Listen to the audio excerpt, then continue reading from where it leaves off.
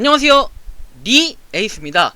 자, 여러분, 이번 시간은 디지털 자산 공정거래 협회 해가지고 특근법의 올바른 시행을 촉구하는 성명서, 서명 운동을 지금 진행하고 있습니다. 이 굉장히 중요한 거예요, 여러분. 이 영상은 다른 영상보다도 어떻게 보면 더 중요할 수 있기 때문에 좀 끝까지 봐주셨으면 좋겠습니다. 왜냐면 이 특근법의 올바른 시행을 촉구하는 성명서라는 게 뭐냐면, 여러분들 이 상황 설명이 적혀 있을 거예요. 이걸 한번 읽어보면서 여러분들한테 한번 설명 드려보겠습니다.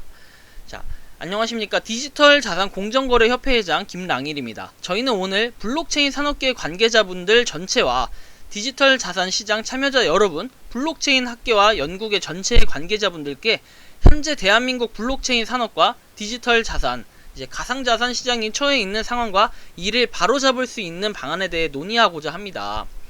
2018년 1월 블록체인 기반 디지털 자산의 거래 가격이 폭등세를 보이자 정부는 디지털 자산 시장에 대한 강력한 규제책을 꺼내들었고, 디지털 자산과 투자 시장에 대한 어떠한 법률과 제도도 마련하지 못한 채 시장의 확대와 참여만을 제한하는 미봉책으로 투자 열풍을 잠재웠습니다. 라고 되어 있습니다. 그 후 특근법을 제정을 통해 디지털 자산 시장에 대한 관리 감독 기능을 금융위에 부과했지만 금융위에 공정하지 못한 시장 규제로 인해 대한민국 디지털 자산 시장은 최대 위기를 맞고 있다 라고 되어 있어요. 그리고 특근법에는 가상자산 사업소 이제 사업을 영위하기 위해서는 ISMS 인증을 통과하고 시중은행에서 실명 확인 계좌를 받아 금융정보분석원에 가상자산 거래 사업자 신고를 하게 되어 있는데, 현재 금융위는 시중은행을 압박해 가상자산 거래소에 대한 신규 실명 확인 계좌 발급을 불허하고 있는 상태다.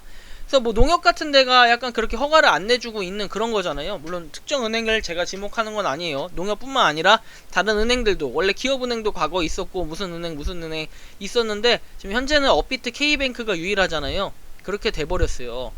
그래서 즉 금융위는 국회 정무위원회에서 통과하고 국회의원들이 과반수 이상으로 찬성한 제정된 특근법, 이렇게 해서 취지와 상관없는 자기적인 해석과 편법을 통해 법률위에 군림하는 행정기관의 모습을 국민들에게 보여주고 있다. 그리고 뭐 애초에 실명 확인 계좌 발급을 불허할 것이라면 왜 ISMS 인증을 받게 한 것이며, 솔직히 이게 맞아요. ISMS 인증을 받는다고 해서 다 되는 건 아니에요. 근데 저는 이게 ISMS 인증을 받으면 뭔가 조금이나마 낫다, 그리고 이렇게 된다라고 생각을 하는 게, 사실은 저는 이제 일단 끝까지 한번 읽어드릴게요. 기존의 실명 확인 계좌를 받아놓은 4대 거래소와 후발 사업자 간의 차별은 어떤 기준을 근거로 하는 것인지 금융위와 국회는 정확한 설명을 해야 할 것입니다. 맞아요. 이거 솔직히 맞는 말이에요. 현재 특근법에 규정되어 있는 FIU 금융정보분석원 신고기한이 9월 25일까지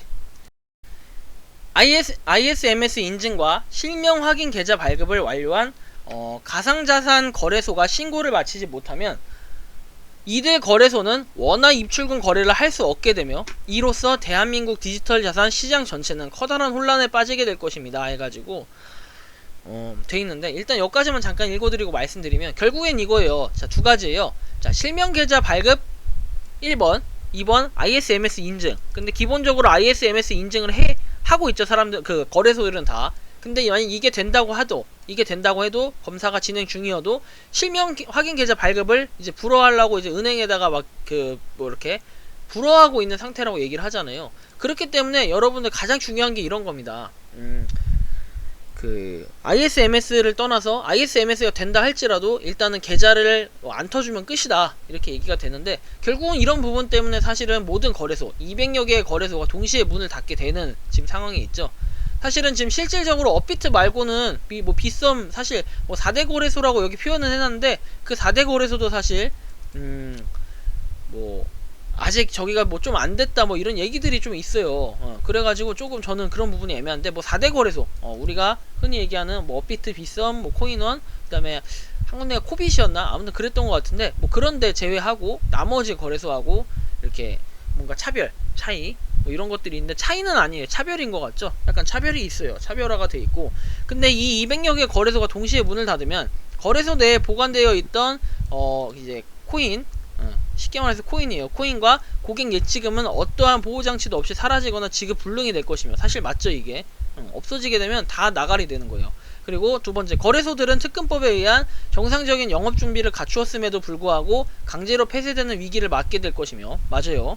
3번, 블록체인 산업과 디지털 자산 관련 산업계는 오랜 기간 침체의 늪에 빠져들게 될 것이다. 사실 이게 세 가지 다 틀린 말이 아니에요. 맞는 말이죠. 성명서를 정말 잘 쓰신 것 같은데, 이렇기 때문에 사실 200개가 갑자기 거래소가 문을 닫는다든지, 그 다음에 그 거래소밖에 없는 이제 코인들 뭐 그런 것들은 당연히 그냥 사라지게 돼버리는 거죠. 자연스럽게. 아무리 그 코인 열심히 그 재단에서 일을 하고 있다고 해도 사라질 수밖에 없고, 그냥 다 문 닫아버려야 돼요. 그런 데는. 그러면 디지털 자산 공정거래협회와 협회 회원사, 개인 관련 뭐 관련 업계 산업체, 뭐 산업계 전체는 국회와 금융위 행정부에 요구한다.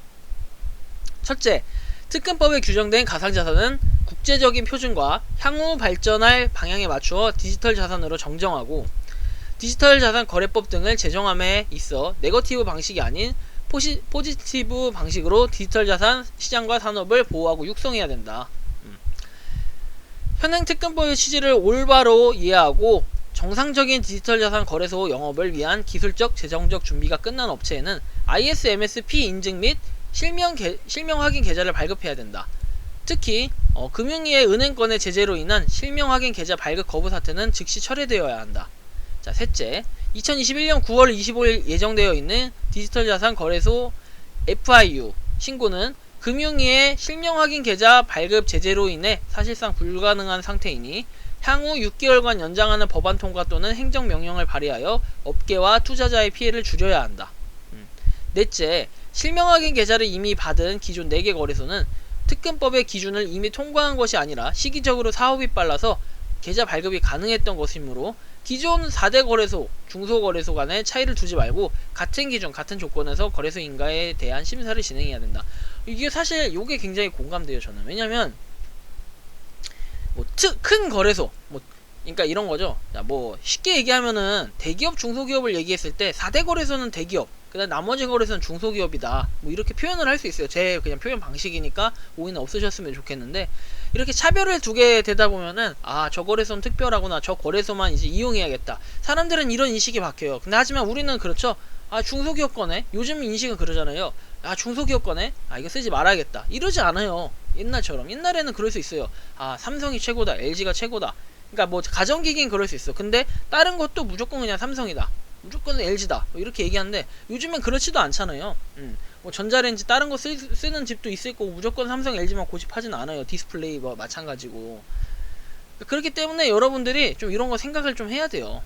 이런 거 이거에 대해서 저는 공감이 많이 되고, 이 4개 거래소만 유일하지 않아요. 거래소는 다른데 지금 받고 있는 플레타, 그린빗, 등등 여러 바나나톡 이런 데도 있고 여러 군데가 있는데, 사실 바나나톡 이런 데는 아직도 그 광고 이런 것도 나오는데 좀 애매해요.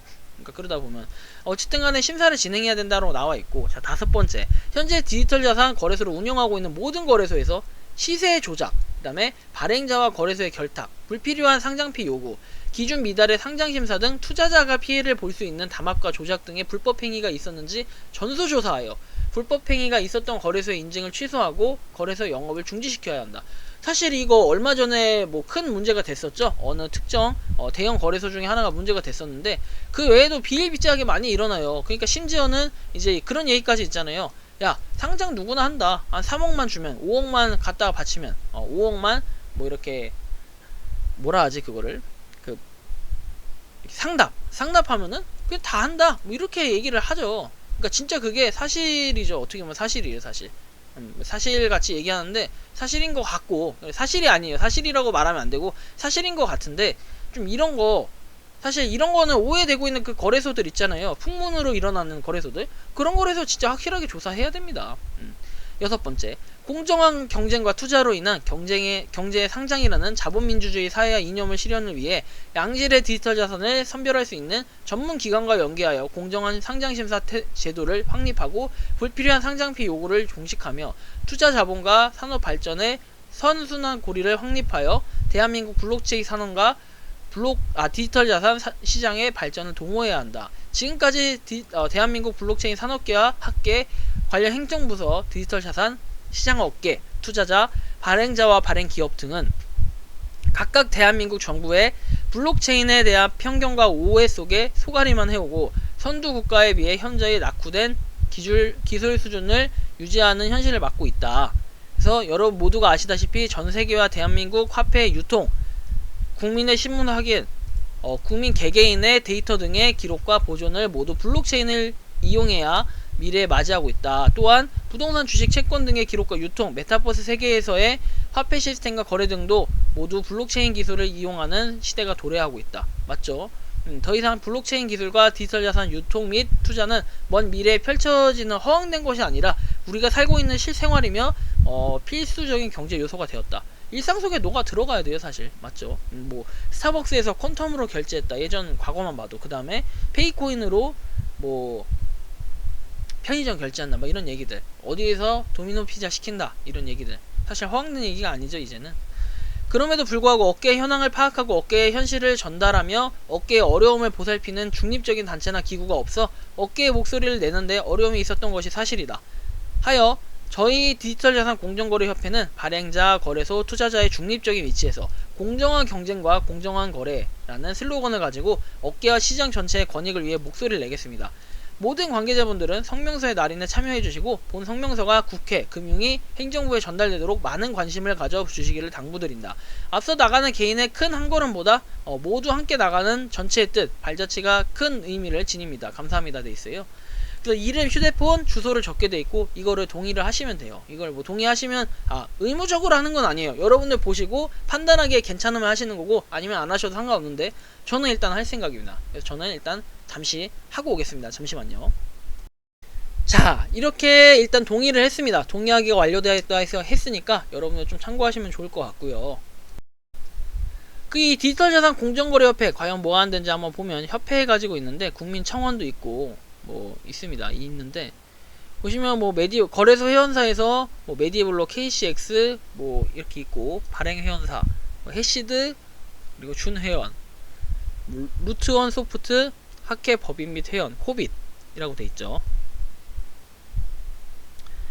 그래서 보시면 뭐 서초구에 서초대로 있고요. 뭔가 이렇게 돼 있으니까 여러분들 디지털 자산 공정거래 협회 아까 전에 제가 성명서 관련해서 여기 지금 이렇게 써 있는 거를 제가 링크를 그 영상 아래 올려드릴 테니까 여러분들 보시고 판단하기에 난 꼭 서명을 해야겠다 한다면은 하시면 되고 뭐 안 하셔도 크게 상관없어요. 근데 코인을 하시는 모든 분들이면 누구나 이 성명서 읽어보고 정말 공감이 되면 무조건 서명을 하지 않을까 싶고요.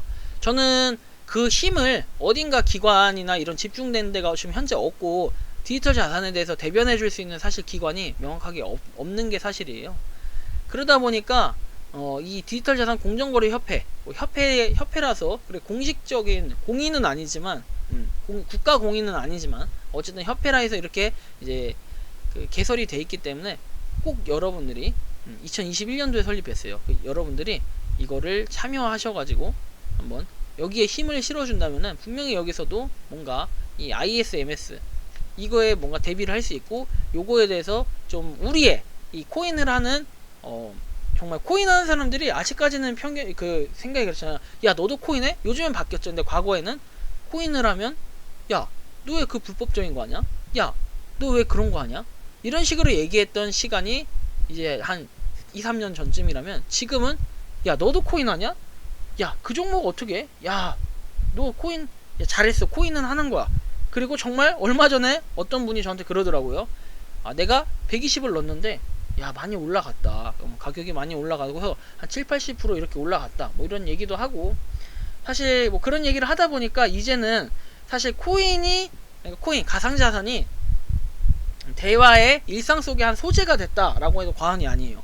솔직히 제 영상을 보시는 분들 그리고 모든 분들께 제가 좀 말씀드리고 싶은 건 저는 사실 무료 채굴 코인, 무료 에어드랍에 대해서만 설명을 지금은 드리고 있지만 향후에는 이 코인에 대해서도 한번 설명을 드리고 싶어요. 설명을 드리고 싶지만 여러분들 투자는 개개인의 판단이기도 하고 이제 이런 부분들이 있다 보니까 제가 아직까지는 무료만 가지고 얘기를 하지 나중에는 혹시 좋은 정보가 있으면 이렇게 공유도 드릴 거예요. 근데 이 디지털 자산 공정거래 협회 코인을 하는 무료 채굴이든 유료 채굴이든 그런 걸 떠나서 모든 코인 하시는 분들 주변에 많은 분들이 있잖아요. 소문 내셔가지고 이 영상 꼭 보시고 꼭 그 성명서 서명운동 같이 동참할 수 있으면 좋겠습니다. 저는 일단 했다는 걸 인증을 했기 때문에 여러분들도 이걸 보셨다면은 같이 하신다면은 이 디지털 자산 공정거래 협회에서 뭔가 그 이야기를 대변해 줄 수 있는 그런 기회나 계기가 될 수 있지 않을까.